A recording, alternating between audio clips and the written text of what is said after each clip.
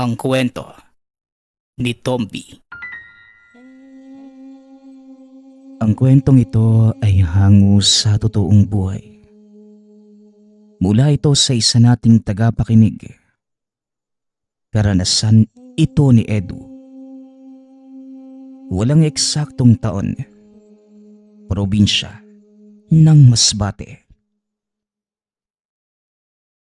Nang mga panahong ito, nagtatrabaho bilang kawani ng ahensya ng gobyerno itong si Edu.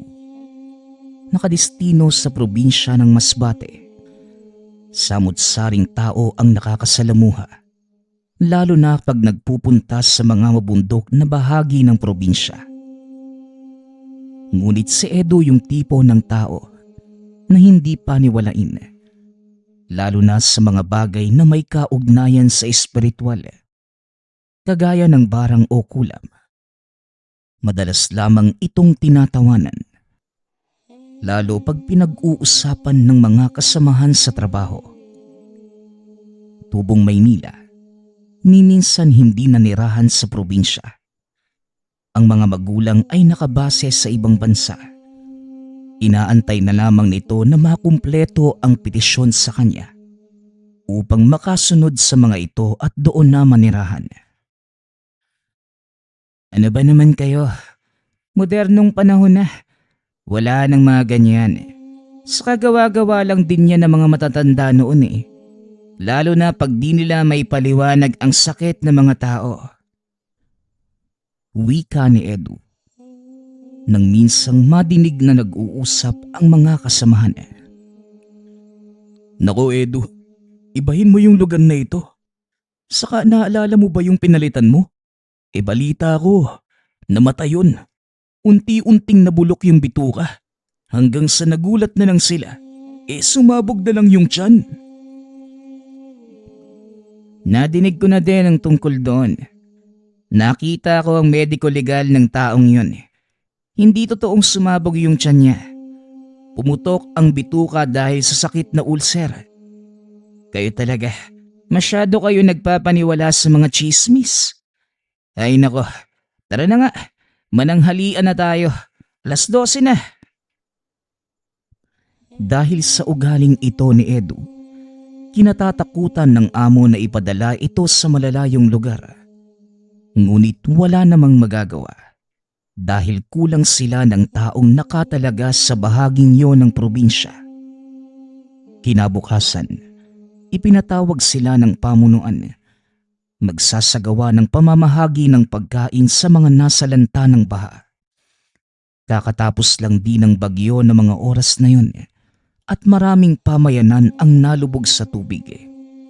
Hirap din ang paglabas-masok sa mga baryong nasa bundok dahil sa pagguho ng mga lupa. Ayan, may pupuntahan tayong baryo. Balita ko, maraming mangkukulam doon ha. Kaya ingatan mo yung pananalita mo, Edu. Nakasakay ang mga ito sa bangka ng mga panahong yun, papunta sa isang baryo.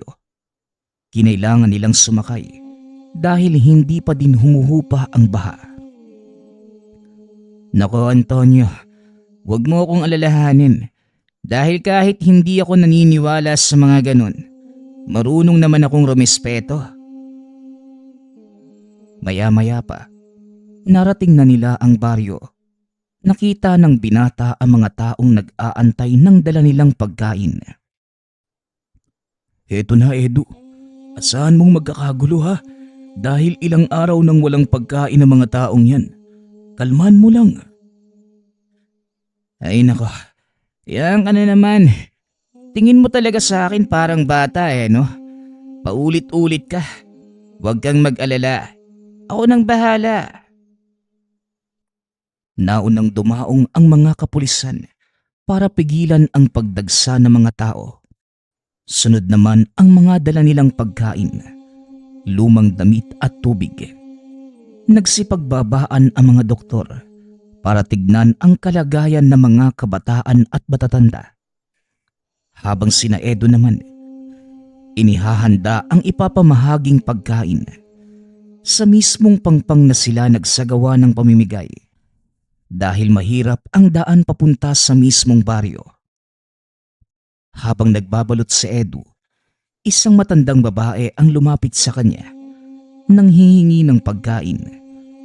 Nagdaka ang binata kung paanong nakapasok ang ale, gayong may mga pulis na nagbabantay sa paligid. Magandang umaga po, Lola. Pasensya na po kayo pero kailangan muna nating antayin ng iba bago tayo mamigay ng pagkain para masiguro makakatanggap ang lahat. Saka paano po kayo nakapasok? May mga kapulisan na nagbabantay sa daanan na. Pasensya ka na, iho, kung nagulat kita. May sakit kasi ang aking apo. Kaya kung pwede, mauna mo na akong bigyan ng pagkain nang makauwi na ako. Wala kasing nag-aalaga sa kanya. Nagpalinga-linga ang binata. Tinignan kung may ibang taong nakatingin sa kanya. Nang masiguradong abala ang lahat sa mga ginagawa, kumuha ito ng isang balot ng pagkain. Iniabot sa matanda. Laking pasasalamat nito kay Edu. Matapos ay umalis na. Ngunit bago pa makalayo, sinita ni Antonio ang matanda. Nanay, pasensya na po kayo pero hindi pa oras ng bigayan. Kaya balik na po muna dahil kailangan pa naming bilangin yung mga yan. Hayaan mo na, Antonio. Ako nang bahala dyan. Sige na, huwag ka nang maingay. Hindi pwede, Edu. Kailangan sumakto sa bilang ng mga tao yung supot ng pagkain. Pag nagkulang yung mga yan, malaking problema para sa atin yun. Sige na, nanay. Ibalik mo na muna yung mga yan at mag-antay na kayong tawagin. Nanlulumo ang matandang inilapag ang supot ng pagkain at tumalikod. Tignan mo yung ugali mo. Sagana ka sa pangaral sa akin, pero ikaw pala itong magaspang ang ugali. Wika ni Edu, sabay habol sa matanda. Nanay, pasensya na po kayo sa kasama ko, ha. Eto po, dalhin na ninyo. Halika't sasamahan kita para hindi ka sitahin ng mga pulis. Laking pasasalamat naman na matanda sa ginawa ni Edu. Maraming salamat, iho, ha. Napakabait mo. Sana lahat ng nagtatrabaho sa opisina ninyo kagaya ng ugali mo. Wala po yun, Lola. Nauunawaan ko po ang kalagayan ninyo eh. Hanggang sa napansin nitong namamaga ang kanang binti ng matanda. Kaya naman nagpa siya itong ihatid sa kanilang tahanan. Aalis na ako, iho, ha. Baka pagalitan ka pa ng kasama mo. Pwede ka nang bumalik roon. Hindi po, Lola. Ang totoo, mas mataas po ang posisyon ko sa kanya. At isa pa, tapos na din naman po ang pagbabalot namin eh. Sila na yung bahalang magbilang ng mga yon. Sasamahan ko na lang po kayo pauwi sa bahay niyo. Sandali lang po, ha. Antayin niyo ako at kukuha lang ako ng gamot sa sugat. Dali-dali itong nagpunta sa estasyon ng mga doktor. Humingi ng mga paunang luna sa sugat. Ngunit nang bumalik ito, wala na ang matanda sa kinaroroonan. Saan naman kaya nagpunta yung matandang yun? Iniikot ni Edu ang tingin sa paligid.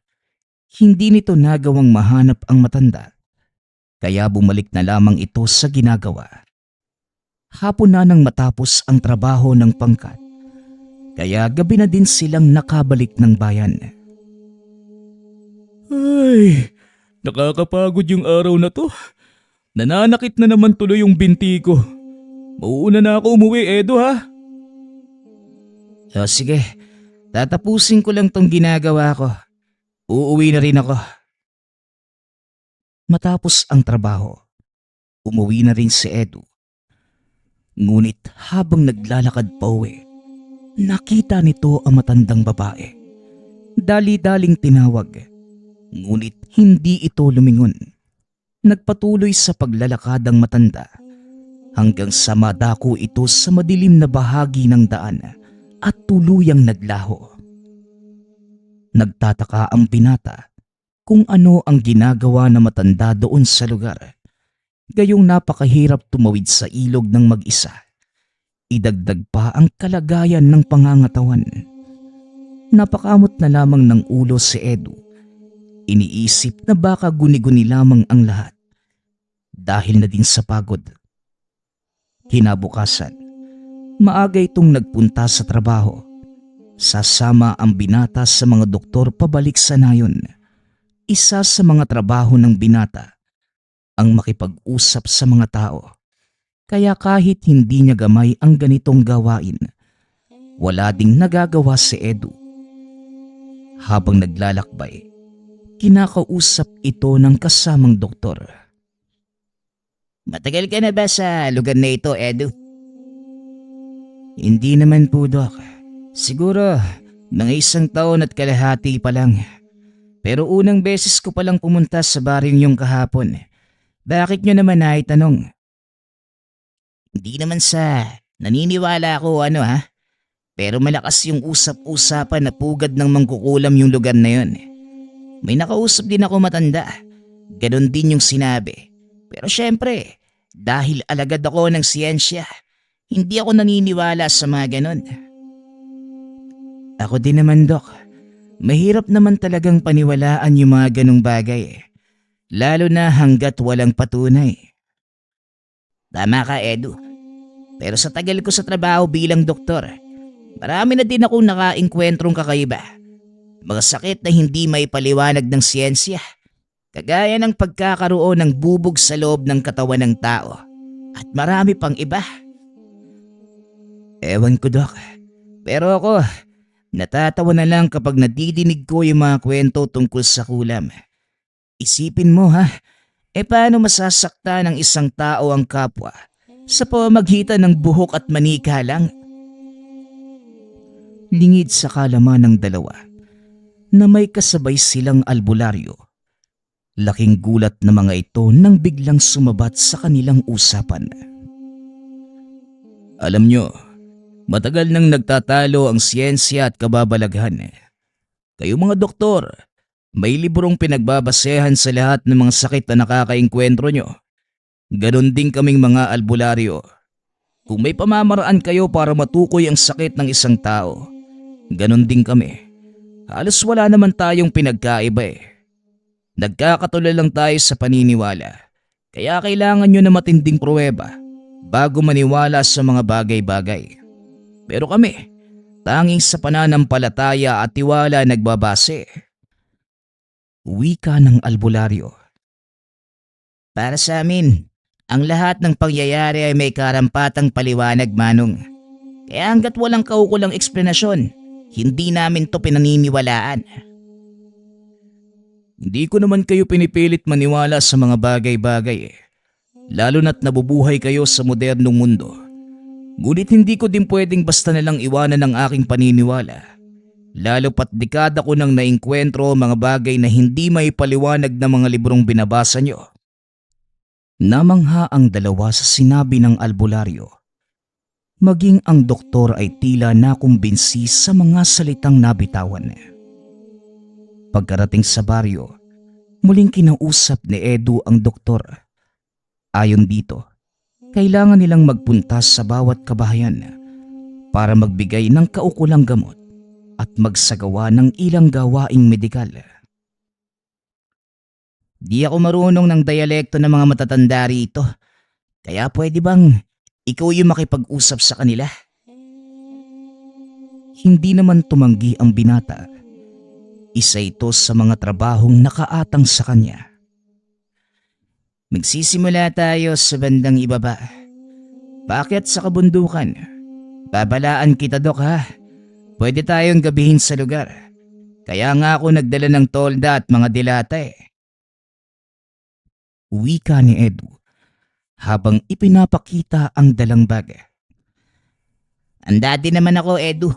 Sa katunayan, may dala pa nga akong radyo para kung sakaling magkaproblema, makakatawag tayo ng tulong mula sa kapulisan sa bayan.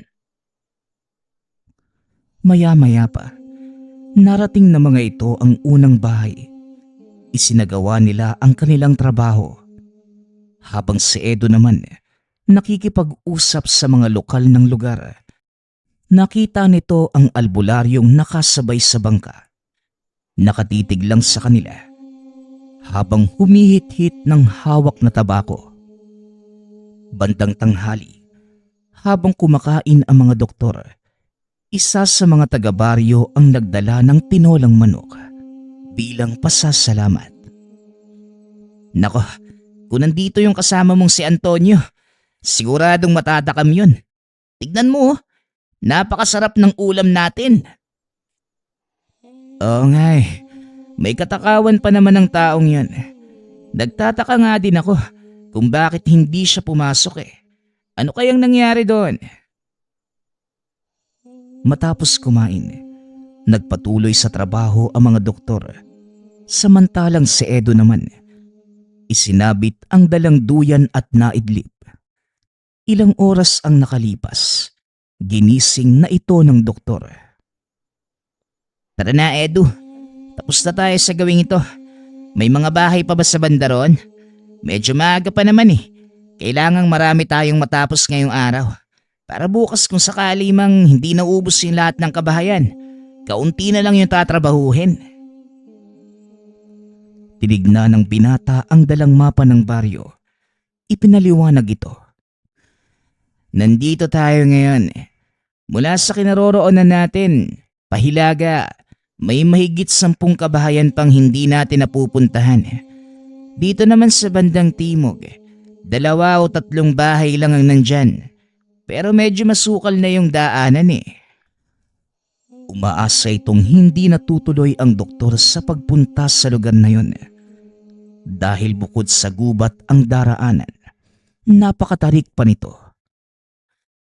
Siguro, bukas uunahin nating puntahan yung pamayanan sa timog. Magkakalapit lang din naman yung iilang bahay Ipahuli na natin yung pamayanan sa Hilaga. Medyo malapit lang kasi yan sa Pangpang. Napakamot sa ulo si Edu. Ngunit wala na itong magagawa pa. Si Doc Lino ang masusunod dahil ito ang pinuno ng grupo. Sige Doc, kayo po ang bahala. Tara na, ituloy na natin. Malapit nang magdilim Wala pa namang kuryente sa lugar na ito. Kinagabihan, habang nagpapahinga, muli nilang napag-usapan ang tungkol sa haka-hakang bumabalot sa lugar. Alam mo Edu, siguro kung hindi ako doktor, maniniwala ako sa mga pamahiin at kwento tungkol sa mga engkanto. Halos lahat na matatandang ginamot ko, yun yung bukang bibig dito. Mag-iingat daw at huwag kakalimutang magtabi-tabi. Ewan ko lang Doc, pero ako, pinapalusot ko lang sa kabilang tenga yung mga nadidinig ko Lalo yung tungkol sa mga mangkukulam na nakatira daw dito. Kasi ang alam ko, hindi naman sila totoo. Wala din namang masama kung pakikinggan sila Edu. Kaya ako, minsan nakikita ko na lang yung sarili kong nagsasabi ng tabi-tabi po. Nagtawanan ang mga ito hanggang sa tuluyang dinalaw ng antok. Kinabukasan, kagaya ng napagplanuhan, pinuntahan ng grupo ang ilang kabahayan sa bahaging timog ng baryo. Hingal kabayo ang karamihan sa kanila bago narating ang unang bahay. Mag-asawang matanda ang nakatira doon at malusog naman ang mga ito, kaya hindi rin sila nagtagal. Binigyan lamang ng mga doktor ng bitamina ang dalawa at tumuloy na sa susunod pang tahanan. Hindi naman yon gaanong kalayuan, kaya mabilis din silang nakarating. Laking gulat ng dalawa dahil ang nakatira doon, yung matandang babaeng tinulungan ni Edu. Manang, dito po pala kayo nakatira. Ang layo na nito Paano pa kayong nakarating sa kabisera? Kung pagong nga nakakarating sa paroroonan ng barahan, Tao pa kaya?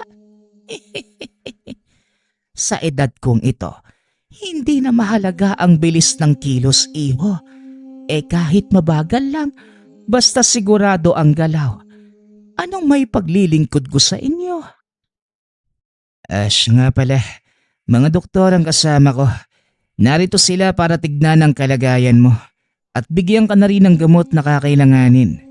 Medyo malayo po yung bayan kaya mas mabuting may nakahanda ka ng iinumin kung sakaling magkasakit ka man. Imposible ang sinasabi mo, iho. Tumanda lang ako ng ganito, pero ni minsan, hindi ako nagkasakit. Pero para hindi masayang ang pagpunta nyo rito, hala sige, tignan nyo yung kalagayan ng pangangatawan ko. Matapos makipag-usap sa matanda, sinimulan na ni Doc Lino ang pag-eksamina. Nagulat ito dahil napakalusog ng matanda. Maliban na lamang sa mga sugat nito sa binti, bunga marahil ng matarik na daan. Lola, iinumin po ninyo yung mga bitaminang ito ha. At ito namang maliit na bote. Gamot sa sugat yung laman yan. Ipahid nyo po sa mga galos nyo. Nang sa ganun, hindi pasukin ng langaw. Sige po Lola, tutuloy na po kami ha. Babalik na ba kayo sa baryo? Hindi pa po Lola May isang bahay pa po kaming pupuntahan sa gawing yon. Kung ako sa inyo, hindi na lang ako tutuloy. Delikado ang taong nakatira sa bahay na yan sa gawing ibaba. Naku, hindi naman po pwedeng hindi kami tumuloy nanay. Kailangan po naming mapuntahan yung lahat ng mga kabahayan Kung hindi, kami po yung mananagot kay Mayor. Sige na po, mauna na po kami ha. Kayo ang bahala, pero sana huwag niyo akong sisisihin. Ito ang huling katagang binitawan ng matandang babae. Bago tumuloy ang grupo, naglakad ang mga ito papunta sa isang maliit na kubo. Hindi na nalilinis ang paligid. Punong-puno ito ng matataas na damo. Doc, mukhang wala na yatang nakatira dito Bumalik na lang kaya tayo. Dulo na din naman to ng pamayanan. Sa gawing yan, makapal na gubat na Mungkahi ni Edu. Ngunit hindi nakinig ang doktor. Naglakad pa rin ito papunta sa kubo at sinubukang kumatok. Akmang lalapat na sana ang kamay sa pinto nang bigla itong nagbukas. Tumambad sa kanila ang lalaki na nagpakilalang albularyo na nakasabay nila sa bangka. Napakamot na lamang ng ulo si Edu dahil hindi niya akalain na ang dalawang taong nakilala dito pa nakatira sa pinakamatarik na bahagi ng baryo.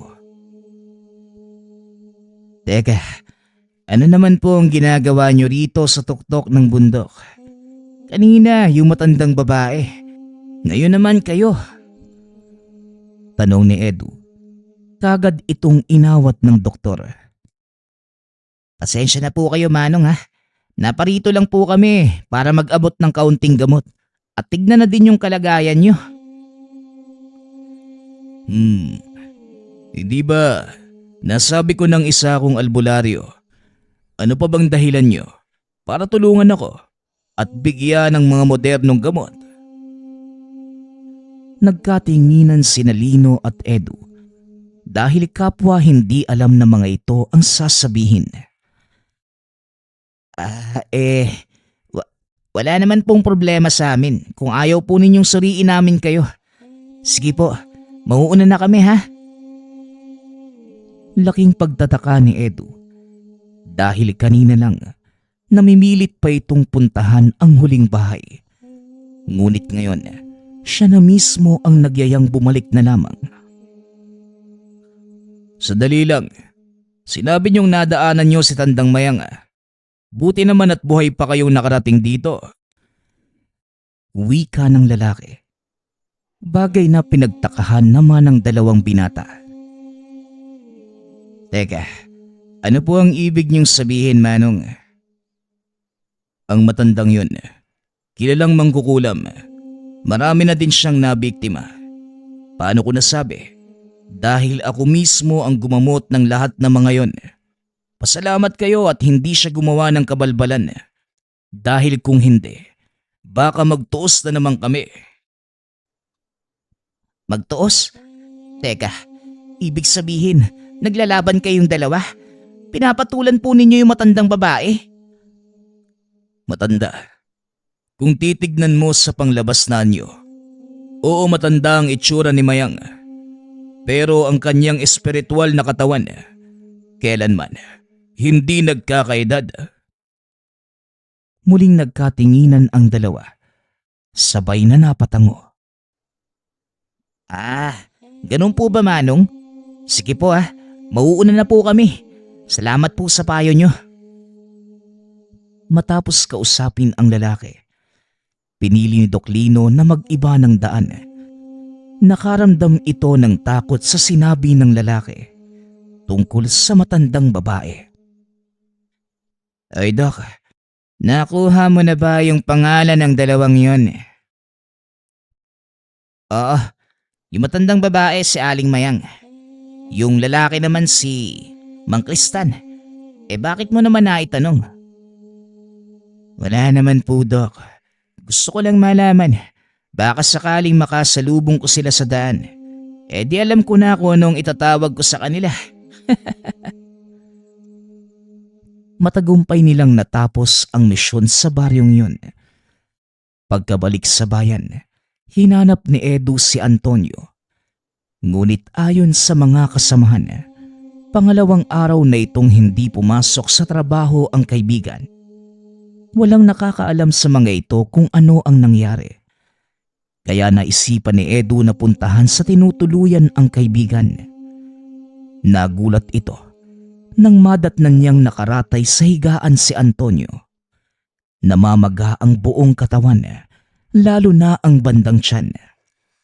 Hindi rin ito makapagsalita ng maayos, kaya hindi maunawaan ni Edu ang mga sinasabi nito.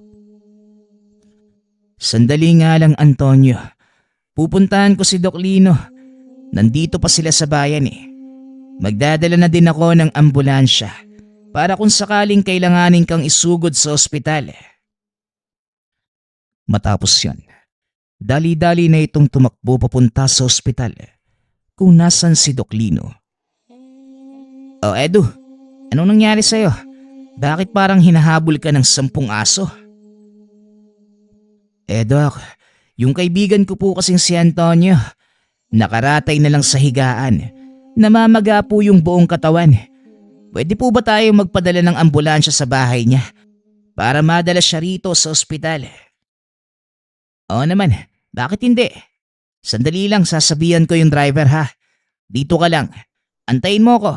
Kukuha lang ako ng mga gamit. Dali-daling pumasok si Doc Lina sa opisina. Makalipas ang ilang minuto, nakabalik na ito dala ang kanyang mga kagamitan.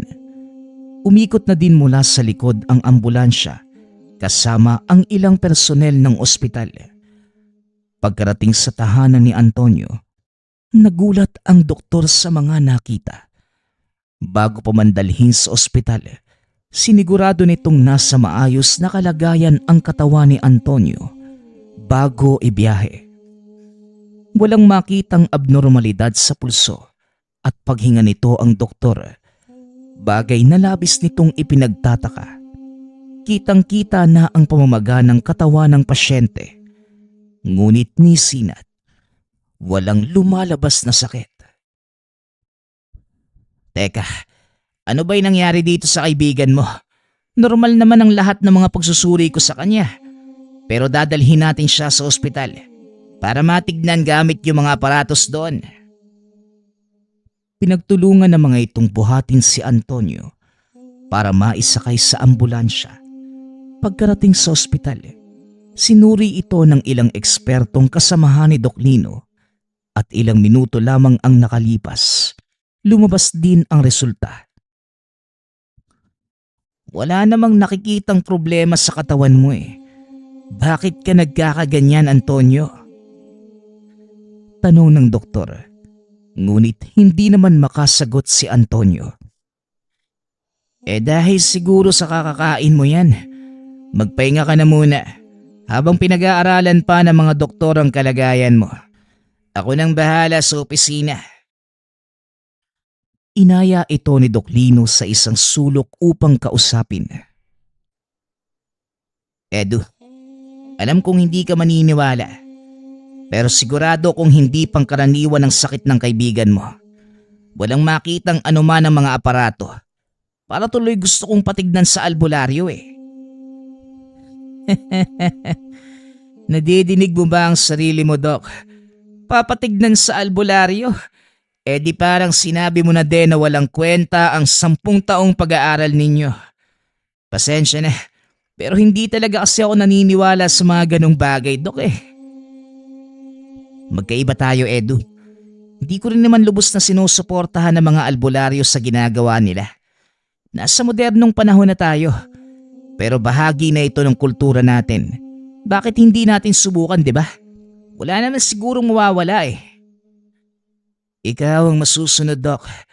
Kung yan yung gusto mong gawin, magpapahanap ako ng albularyo dito sa bayan. Di na kailangan, Edu. Dahil nagpautos na ako sa ilang taga rito.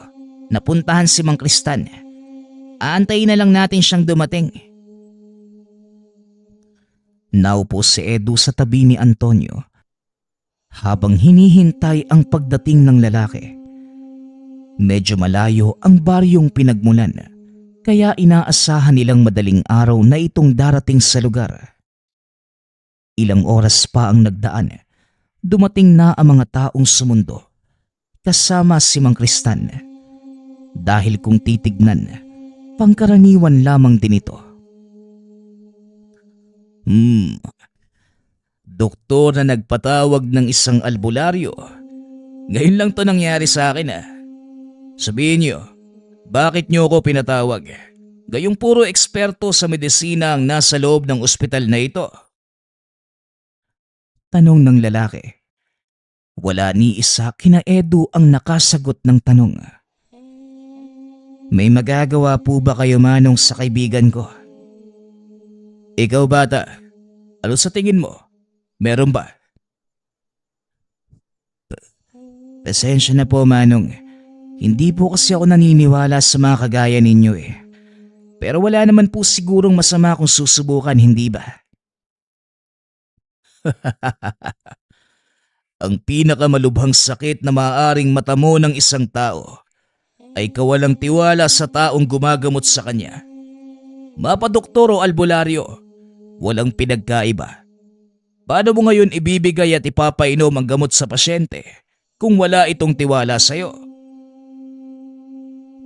Napaisip si Doc Lino sa sinabi ng lalaki. Ngunit habang nagsasalita ito, dinaman na ni Mang Kristan ang pulso ni Antonio. Manong, ano po bang nangyari sa kanya? Ayoko siyang gamutin sa lugar na ito. May alam ba kayong lugar na walang masyadong tao? Maraming may sakit dito eh, na maaaring maapektuhan sa gagawin ko. Kailangan natin siyang ilipat. Sa bahay ko ho, Manong. Wala pong tao roon. O sige, ipapahanda ko lang yung ambulansya. Dinala ng mga ito si Antonio sa tinitirhan ni Edu. Binahigas sa mahabang upuan at dito sinimula ni Mang Kristan ang ritual ng panggagamot. Nagsindi ito ng 7 puti na kandila, paikot sa katawan ng pasyente. Naglagay din ito ng puting piring sa mata ni Antonio. Manong, para sa naman po yung mga puting kandila? Sa kayang puting tela? Ang puting kandila ay para sa gabay ko. At ang puting tela naman ay para sa kanyang mga mata. Para hindi makita ng mangkukulam ang mukha ko, kundi ang mukha ng aking gabay. Mangkukulam? Seryoso kayo, Manong? Paano mo namang nalaman kagad na mangkukulam yung may gawa nito? Tanong ni Lino. Napatayo naman sa kinauupuan si Edu. Lumapit sa mga ito. Sa hindi malamang kadahilanan, nagkaroon ng interes ang binata sa mga nangyayari. Pagkapasok ko pa lang ng ospital, ramdam ko na ang presensya ng mangkukulam. Alam ko din ang dahilan kung bakit siya ginawa ng masama. Ano po ang ibig niyong sabihin, Manong? Masyadong matabil ang dila ng kaibigan mo. Isang mangkukulam ang napagsalitaan niya ng masama. Ito ang nagbigay sa kanya ng leksyon. Pero, paano mo naman nalaman yung lahat ng yan, Manong? Dahil sa gabay kong anghel. Tumayo ang balahibo ng dalawa nang banggitin ng matanda ang tungkol sa gabay nito. Anghel? Hindi ka naman siguro seryoso sa sinasabi mo, Manong, no? Paano ka naman nagkaroon ng gabay na anghel? Isa kang... Hindi na naituloy ni Doc Lino ang sasabihin dahil napaghahalataan na ito ni Mang Kristan. Sinasabi ko na nga ba, may nalalaman ka din sa mga ganitong bagay, doktor. Hindi ako nagbibiro. Anghel ang gabay ko at ito ang tumutulong sa akin para makapanggamot. Paano mong nalaman ang lahat ng ito, Doc? Huwag mong sabihin, nag-aaral ka din tungkol sa mga gabay na mga albularyo. Sabi ko nga sa iyo hindi masamang tumuklas ng mga bagay-bagay, di ba? Kaya yun ang ginawa ko, nanaliksik ako tungkol sa kanila. At napag-alaman ko, karamihan sa mga manggagamot, may mga gabay. Pero kung hindi ako nagkakamali, hindi sa kanan ang ginagamit ni Mang Kristan sa panggagamot, kundi sa kaliwa. Pero ginagamit niya ang kakayahan niya para manggamot. Kaya nagtataka ako na pwede palang mangyari yun. Mahabang paliwanagan ang mangyayari. Kaya mas mabuti pang unahin na natin ang paggamot sa pasyente. Umatras kayo dahil siguradong hindi nyo magugustuhan ang susunod na mangyayari. Maya-maya pa, sinimula na nitong tawagin ang mangkukulam. Nag-usal na mga dasal ang lalaki habang nakahawak ang kamay sa noo ni Antonio. Maya-maya pa, biglang gumalaw ang katawan nito na tila bahagyang umangat mula sa kinahihigaan. Alam kong nandiyan ka na sa loob ng katawan ng pasyente. Magsalita ka. Sagutin mo ang bawat tanong ko. Wika ni Mang Kristan. Sinusubukan ni Antonio na ikilos ang mga kamay. Ngunit hindi niya ito magawa na parang may kung anong nakadagan. Huwag mo nang subukan. Hindi ka makakaalis sa katawan ng taong yan hanggat hindi ko pinahihintulutan. Ngayon, tandang mayang, sabihin mo sa akin kung bakit mo binigyan ng sakit ang taong ito. Wika ng lalaki. Biglang tumawa ng malakas si Antonio. Ngunit nagulat ang dalawang binata dahil ibang boses ang lumalabas sa bibig. Sinasabi ko na nga bang ikaw yang Kristan? Bakit ba ang hilig mong makialam? Ginagawa ko lang ang nararapat. Binigyan ko siya ng sakit para turuan ang leksyon. Nauunawaan kong nasaktan ka sa sinasabi ng taong ito. Pero sana, unawain mo din ang kalagayan nila. Sumusunod lamang din naman sila sa patakaran ng mga namumuno. May sakit ang apo ko at kailangan ng agarang tulong. Ngunit ang taong ito, para sa kakarampot na pagkain, na sana'y malaking tulong para sa aking apo. Pinagsalitaan ako ng masakit. Hindi ko namang kasalanan kung nasadla kami sa mahirap na sitwasyon. Ngayon, ano ang gusto mong gawin natin? Dahil nakialam ka na naman, wala na akong pagpipilian kundi lalo siyang pahirapan. Gusto ko lang naman sanang matutunan niya ang mga pagkakamaling nagawa niya. Kaso heto ka, ang hilig mong makisali. Nilingon ng lalaki sina Doc Lino at Edu na nooy tulala sa kanya. Oy, kayong dalawa. Gusto niyo bang makakita ng totoong anghel? Tanong ng lalaki. Sa hindi malamang kadahilanan, napatango ang dalawa. Diyos ko po, ano ba itong pinasok ko? Ano na pong gagawin namin, Manong? Simple lang. Tumayo kayo sa bandang uluhan ni Antonio. Dumampot ng tig-isang puting kandila at titigang mabuti ang salaming nasa likod ko. Napansin ni Edu na may salamin sa bandang likod ng lalaki, kaya itinutok nito ang titig sa bahaging yon ng tahanan. Maya-maya pa, muling nag-usal ng mga dasal ang matanda at idinikit ang daliri sa dibdib ni Antonio. Nanlaki ang mga mata ni Edu dahil unti-unting nababalot ng puting usok ang paligid. Unti-unti ring nagbabago ang kulay ng apoy ng hawak nilang kandila.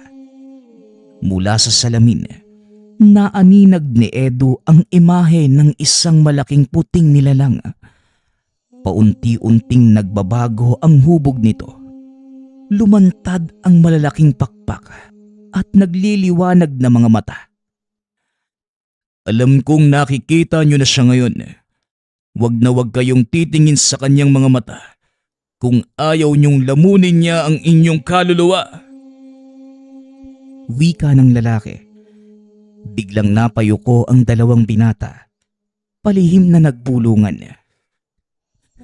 Putya Edu, ngayon mo sabihin sa akin na hindi ka pa din naniniwala. Yan din ang gusto kong sabihin sa'yo, Lino. Mahanap mo ba yung mga ito sa librong binabasa mo? Pinatahimik na matanda ang dalawa dahil hindi nito maituon ang pansin sa ginagawa. Hoy kayong dalawa, masyado kayong maingay ah. Hindi ako makapagdasal na maayos. Wika ni Mang Kristan. Tumahimik ang dalawa. Patuloy na pinapanood ang ginagawa ng lalaki. Sa kabila ng katotohanang nakikita nila ang gabay nitong anghel. Hindi nag-alinlangan sina Doc Lino at Edu na ituloy ang ginagawa. Ngayon, tignan natin kung may magagawa ka pa. Sa oras na patayin ko ang pasyente mo. Magagawa mo pa ba yan, Aling Mayang? Gayong hawak ko na ang kaluluwa mo. Isang bagay na lang ang ipapakiusap ko sa'yo. Tanggalin mo kung ano man ang inilagay mo sa katawan ng taong ito. Hindi ko yung gagawin hanggat hindi siya natututong humingi ng kapatawaran at ipakumbaba ang kanyang sarili. Napatingala si Mang Kristan sa dalawa. Nanuoy nakayuko pa rin dahil sa takot na baka matignan nila sa mata ang gabay na anghel ng lalaki. Nadinig mo ba ang sinabi ng mangkukulam? Hindi niya tatanggalin ang sakit na inilagay sa katawan ng kaibigan ninyo hanggat hindi ito humihingi ng kapatawaran. Kilala ko na po ang sinasabi niyong mangkukulam. Posible ko po ba siyang nadinig kung sakaling kausapin ko siya? Oo, Edu. Pwede nating gawin yun. Amin na ang isa mong kamay. Iniabot ng binata ang kanyang kamay sa lalaki, habang ang isa naman nakahawak sa puting kandila. Muling nag-usal na mga orasyon ang lalaki. Laking gulat ng binata dahil bigla itong napunta sa isang napakadilim na lugar. Unti-unting naaaninag ni Edu ang maandap na liwanag mula sa kandila na hawak ng kung sinong tao. Nilapitan niya ito. Napagtanto na yon si Tandang Mayang. Aling Mayang, ikaw po ba yan? Tanong ng binata. Nag-angat ng tingin si Aling Mayang. Napangiti sa kanya. Hindi ko inaasahan na magkikita tayo sa ganitong sitwasyon. Bakit ikaw ang pumunta? Naparito po ko para sa kaibigan ko, Manang. Aminin ko po sa inyo, talagang hindi ako naniniwala sa mga ganitong bagay. Kahit nga ngayong nasa harapan ko na at nangyayari, hindi pa din ako makapaniwala May mga bagay kasi sa mundong ito na kung hindi mo mamamalas, hindi ka maniniwala. Ano ang may paglilingkod ko sa'yo?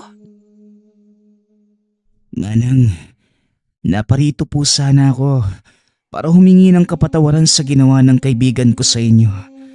Ano po ba ang pwede kong gawin, Manang? Wala kang dapat gawin, iho. Sapat ng patunay ang iyong pagsasakripisyo para patawarin ko ang iyong kaibigan. Ngunit gusto kong ipangako mo sa akin na babaguhin mo ang kanyang ugali, ha? At pakisabi kay Kristan na humanda siya kapag nagkita kami. Makakarating po, Aling Mayang. Maraming salamat po. May mabuti kang puso, iho. Matigas nga lang ang ulo. Pero taglay mo ang kakaibang kabutihan na walang hinihinging kapalit. Sige na, ako nang bahala sa kaibigan mo. Tuparin mo ang ipinangako mo sa akin. Matapos magsalita, biglang nagliwanag ang buong paligid.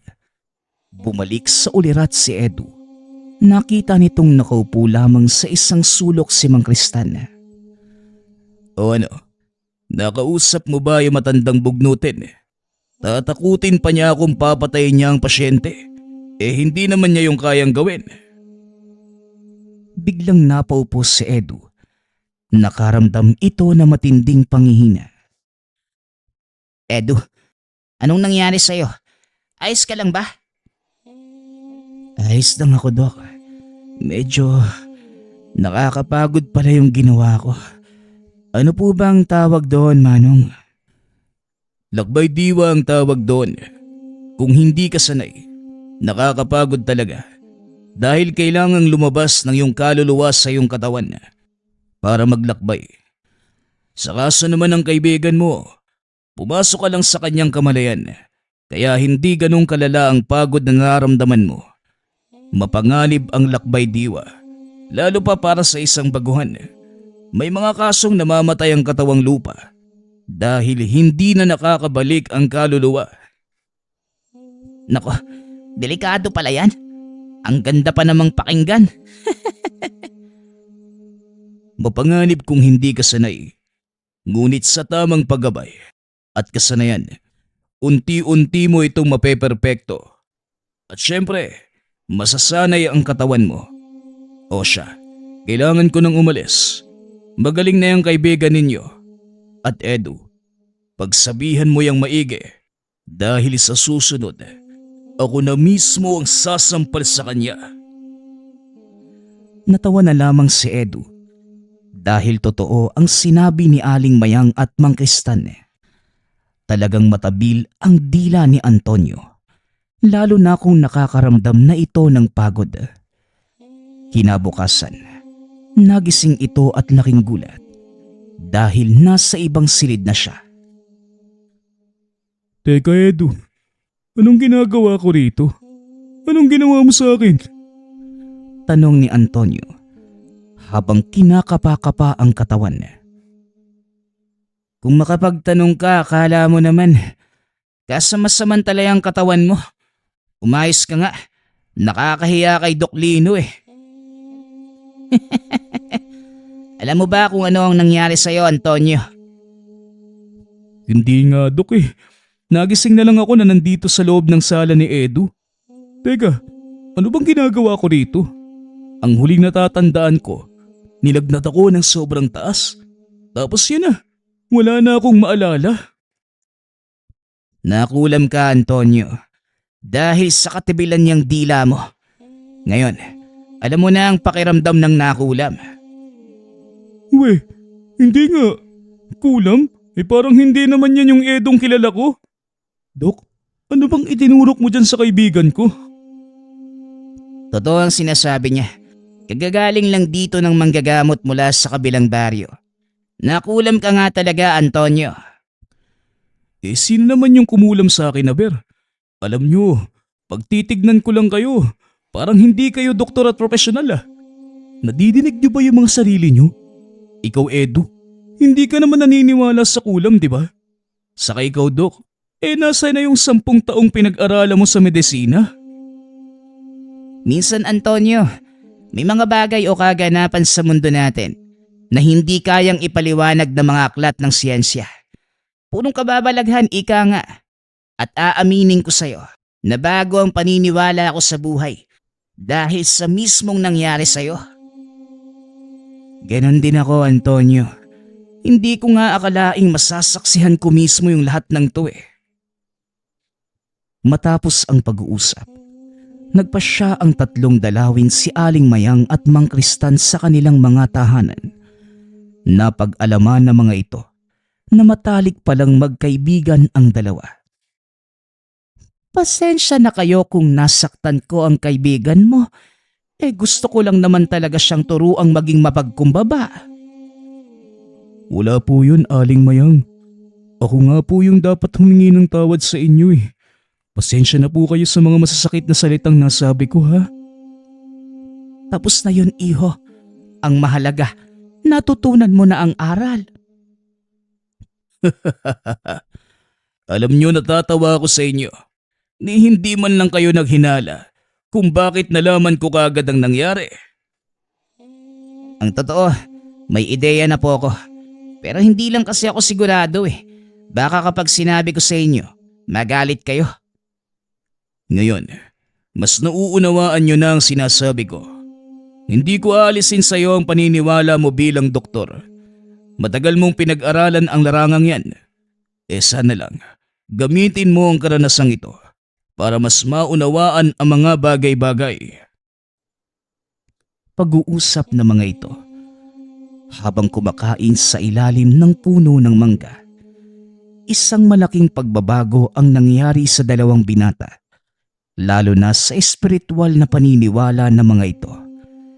Napatunayan ni Edu na wala sa gabay o sa pinanggalingan ng kapangyarihan ang batayan ng pagkatao, kundi sa kung paano at saan niya ito ginagamit. Naging malaking impluwensya si Mang Kristan para sa dalawa. Kalaunan, palihim na pinag-aralan ni Lino ang pamamaraan ng espiritual na panggagamot.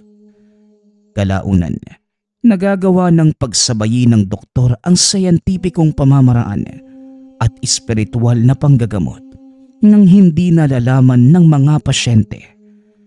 Para sa kanya, mas nakabubuting ilihim ang mga bagay tungkol doon dahil magiging malaking usapin ito sa mundo ng medisina. Saksi din si Edu kung paano nitong napagaling ang mga sakit na imposibleng magamot maging ng mga eksperto. Nang lumaon, tuluyan nang namaalam si Aling Mayang. Gayong si Mang Kristan naman, hindi na nila nakita sa baryo. Ngunit bago man sila mawala, iniwan nila ang mga kaalaman sa dalawang binata. Hindi naman siguro masamang maging manggagamot din ako, di ba?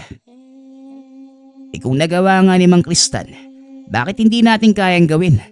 Kung ito ang tadhanang nakalaan para sa atin, tanggapin natin ng buong puso yan, Edu. Pag-uusap ng dalawa. Bago sila maghiwalay, naaprubahan ang petisyon ng mga magulang na pumunta sa ibang bansa. Paano ba yan, Dok? Mukhang dito na tayo maghihiwalay. Mag-iingat ka palagi. Delikado pa naman ang panahon ngayon. Ikaw din. Pupunta ka sa isang lugar na bago sa'yo. Bagong pakikisama at pakikisalamuha. Kaya mag-iingat ka rin. Nang mga sandaling yun, nasa paliparan na si Edu. Inihatid ito ng doktor at ng ilang kasamahan sa trabaho.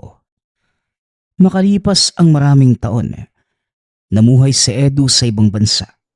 Ngunit nanatili sa binata ang mga natutunan. Nagamit niya ito para makatulong sa kapwa.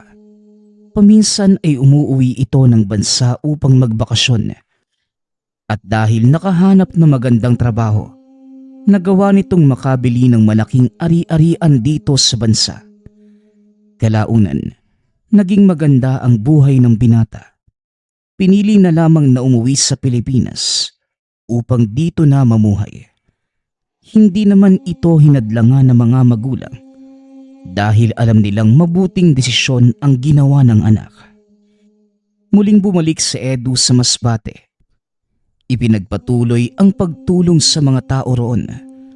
Nagpatayo din ito ng ospital sa lupang nabili na pinamamahalaan naman ng kaibigang si Doc Lino. Nagtulong ang mga itong maitaguyod ang murang pagpapagamot para sa mga mahihirap. Hindi akalain ng binata na lubusang magbabago ang buhay nilang dalawa.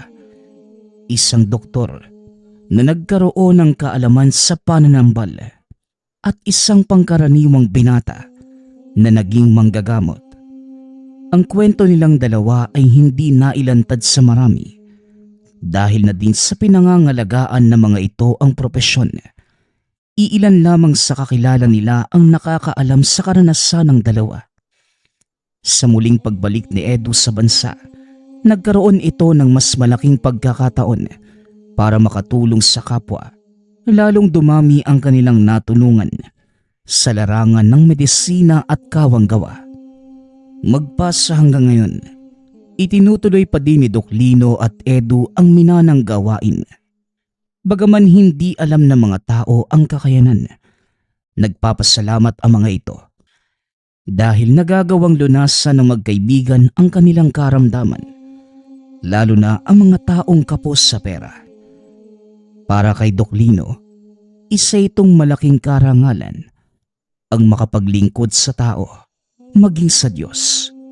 Isinapuso din ito ang sinabi ni Mang Kristan na hindi nababatay sa uri ng kakayanan at gabay ang pagkatao, kundi sa kung paano niya itong gagamitin. Ang lahat ng ito ay dahil lamang sa guro nilang si Aling Mayang at Mang Kristan, ang manggagamot na may gabay ng anghel.